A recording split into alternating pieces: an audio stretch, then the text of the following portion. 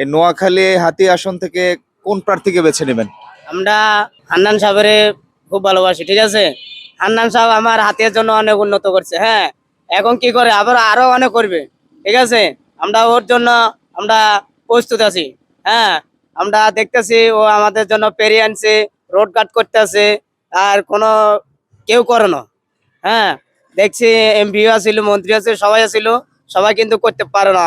ওই এখনো যদি এখন এভাবে যদি করতে পারে, আর সামনের দিকে আরো বহুত করবে। কয়টা ভোটার আপনার পরিবারে? আর আমরা আমরা অনুমানিক 10 থেকে 15 জন। এই ভোট সব কোথায় যাবে? হ্যাঁ, সব হান্নানের।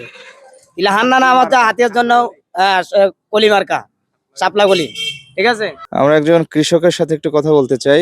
কাকা কেমন আছেন? আছে, ভালো আছে। সামনে তো এমপি ইলেকশন, এবার ভোট কোন দিকে যাবে? ভোট আমরা হান্নান দুম। হান্নানকে কেন? হান্নান দুম আর দেশে কাজ করে এই হিসাবে দুম। হ্যাঁ, হান্নানের মার্কা কি? মার্কা সালফা, সালফা মার্কা। সামনে তো নির্বাচন, এই হাতি আসন থেকে এবার কোন দিকে ভোট যাবে আপনার? আঙ্গ ভোট যাইব হান্নানের দিকে। হান্নানকে কেন? হান্নানের দেশে কাজ করে, আপনার নদী ভাঙ্গার ইয়ান দিয়ে আঙ্গ ইয়া করে রাস্তা রাস্তা করার লাগছে। আমরা হান্নানের জন্য কার দেব বিএনপি কে দিবেন না কেন? না, বিএনপি তো দেশের কোনো কাজ করে না, কেন দেব?